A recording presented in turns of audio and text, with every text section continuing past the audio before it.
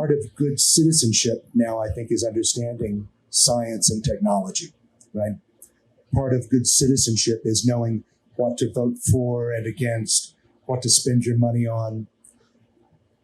Even now it's a survival skill, being able to know what's the truth and what's false about coronavirus, about politics. Creativity, it's here. It's already living and amongst us. I think creativity may not be a thing unto itself. La creatividad es poder. Así que yo creo que la creatividad es la perfecta expresión de la evolución humana.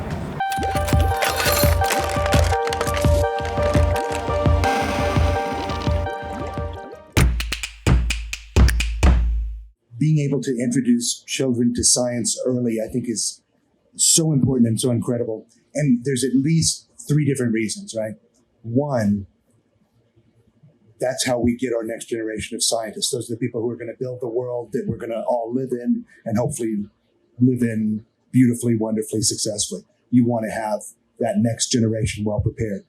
But 2, even if people are not going to be scientists, it's such a nice method of thinking. It's such a good mental discipline to have.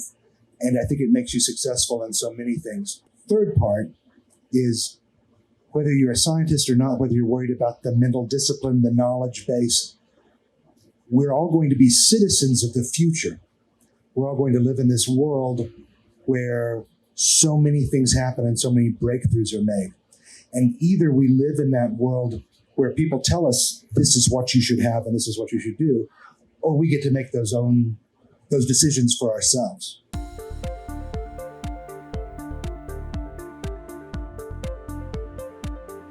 Students of science start best when they're young.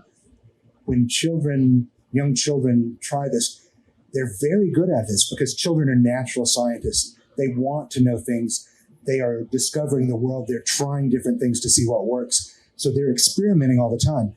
As we get older, we have all those things that make us stop being good experimenters. We learn to hide our mistakes and not try new things. So it's actually very easy to do this with children and kind of encouraging them that mistakes are not bad, mistakes are good. Be careful where you make mistakes, talk about your mistakes, learn from them. But children are really the best scientists. They're natural scientists. If we roll back time 30 years ago and somebody told me, you won't have an encyclopedia with books on your shelf that you'll look things up, or you won't have to go to the library. You'll be able to speak into the air and say, Alexa, how many people live in Bolivia? And I would have the answer like that. I wouldn't believe you. I'd say that's ridiculous. But now we have that. And that's so great. But in so many ways, it makes knowledge very cheap. It's just everywhere. But I think what it does make are 2 new things. So instead of knowing things and memorizing facts, what you really want to do is you want to know what questions to ask. And you want to know how to get those questions answered. So now the answer is maybe not as important as what's the question, what's the direction, which way are you going? And learning how to use your resources and use those things.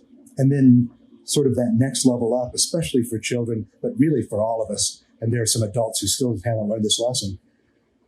Can you challenge the orthodoxy? Can you challenge the things that everybody knows? If somebody is saying something and it's wrong, or you think it's wrong, can you discover that and challenge it? To live in a future where knowledge and orthodoxy is always changing, these are the skills you've got to have. And I like that idea. There are a lot of answers out there. They won't always be the same. When do they change? How do you ask the right questions? I think that that's sort of the next level of those skills.